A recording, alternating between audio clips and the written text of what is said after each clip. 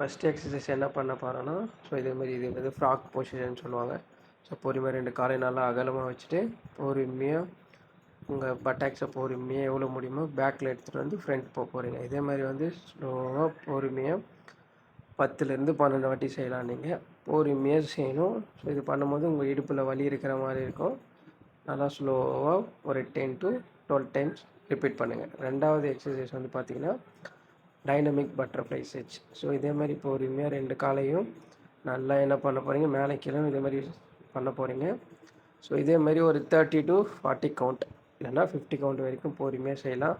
So இதே போல் இதுவும் ஒரு 3லேருந்து 5 வாட்டி ரிப்பீட் பண்ணலாம். ஸோ அதுக்கு மேலே இது பண்ணக்கூடாது. 3 to 5 டைம்ஸ் பண்ணினா போதும்.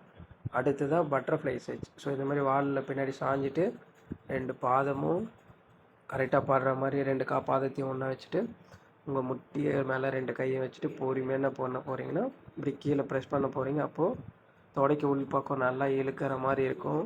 ஸோ இதே மாதிரி பொறுமையாக என்ன பண்ண போகிறீங்கன்னா 3லேருந்து 5 வாட்டி பொறுமையாக செய்யுங்க. அடுத்த எக்ஸசைஸ் வந்து 90-90. ஸோ இந்த மாதிரி 2 முட்டியும் நல்லா தரையில் தொடுற மாதிரி பொறுமையாக செய்ய போகிறீங்க. இதே போல் ஒரு காலுக்கும் 10 டைம்ஸ் ரிப்பீட் பண்ண போகிறீங்க. ஸோ 2 காலுமே கீழே வந்து ஃப்ளோரில் டச் ஆகணும்.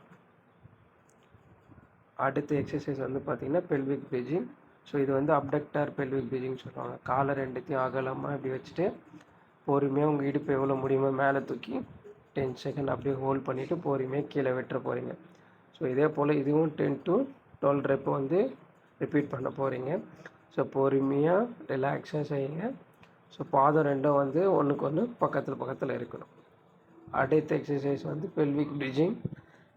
கையை என்ன பண்ண போகிறீங்க, பொறுமையாக பேக்கில் அதை அடிச்சுட்டு பொறுமையாக என்ன பண்ண போகிறீங்கன்னா கைக்கு கீழ் போர்ஷனை மட்டும் மேலே தூக்கி கீழே வைக்க போகிறீங்க. பொறுமையாக மேலே தூக்கி ஒரு 10 செகண்ட் ஹோல்ட் பண்ணணும். ஸோ ஒரு 10 கவுண்ட் பண்ணிவிட்டு கீழே வச்சிட போகிறீங்க. ஸோ இதே போல் பொறுமையாக என்னென்னா ஒரு 10 to 12 ரெப்பு செய்ய போகிறீங்க.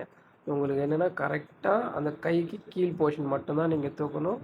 அதுக்கு மேலே நீங்கள் தூக்கக்கூடாது. ஸோ பொறுமையாக கண்ட்ரோலாக செய்யுங்க, வேகமாக செய்ய வேண்டாம். அடுத்த எக்ஸசைஸ் வந்து ஸ்குவாட், வி ஸ்குவாட்.